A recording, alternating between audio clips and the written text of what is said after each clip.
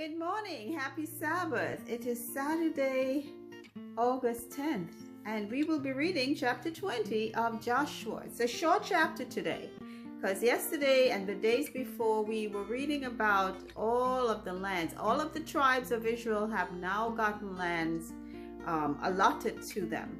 So now I guess we are going to be reading about some cities of refuge that will be appointed for each of the tribes to set up among the cities that they already have. Because remember, this was something that God required, that every tribe should have a city, I think up to 3 cities of refuge for people who kill anyone unawares before they are judged or hung or taken in judgment.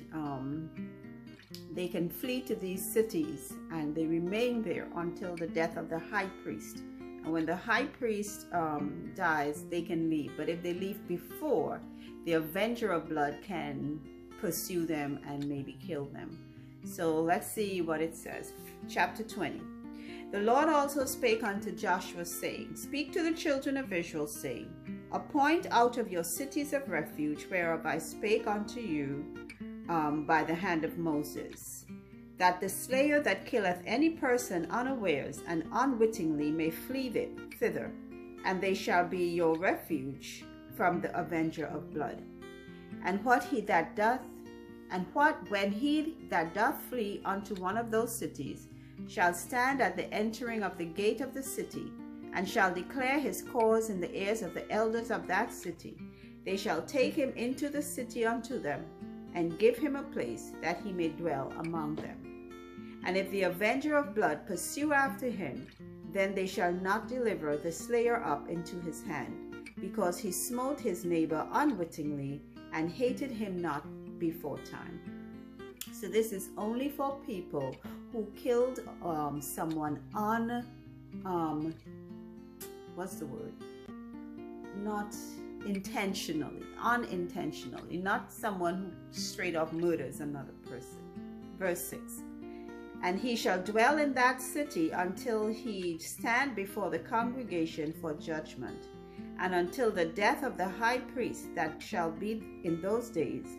Then shall the slayer return and come unto his own city, and unto his own house, unto the city from whence he fled. And they appointed Kadesh in Galilee, in Mount Naphtali, and Shechem in Mount Ephraim, and Kirjath Arba, which is Hebron, in the mountain of Judah, and on the other side of Jordan by Jericho eastward, they assigned Bezer in the wilderness upon the plain out of the tribe of Reuben, and Ramoth in Gilead out of the tribe of Gad, and Golan in Bashan out of the tribe of Manasseh. These were the cities appointed for all the children of Israel, and for the stranger that sojourneth among them, that whosoever killeth any person at unawares might flee thither, and not die by the hand of the avenger of blood, until he stood before the congregation. So every tribe was supposed to give one of their cities for that purpose. And this is exactly what happened. And this was a very short chapter today. And that's the end of our reading. I think this is something that maybe in our courts of law will be called manslaughter as opposed to murder. It was done unintentionally, so the person is not really guilty of murder, but the person that it was done to died. It could have been an accident in a field while farming, or something with an oxen, something like that. If it was done unknowingly, unintentionally, then it was that the person could flee to one of these cities. So once again, we see God's grace and mercy, even when something was like with a killing. If it was not done intentionally, God is still looking out for that person, that you don't just go hang them up one time and say, you're guilty.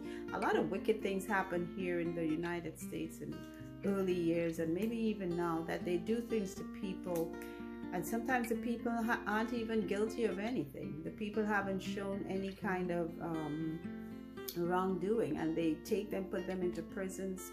People have been killed just for being You know, all of these things God will judge, all of these things, because God even made a way for someone who killed someone unintentionally to have a place of refuge to stay. So, with that said, happy Sabbath. I don't know if I said happy Sabbath. It is Saturday. So, I pray that you have a restful, peaceful, wonderful day. And until our next reading, again, listen well, because faith does come by the hearing of God's word. Take care. Bye.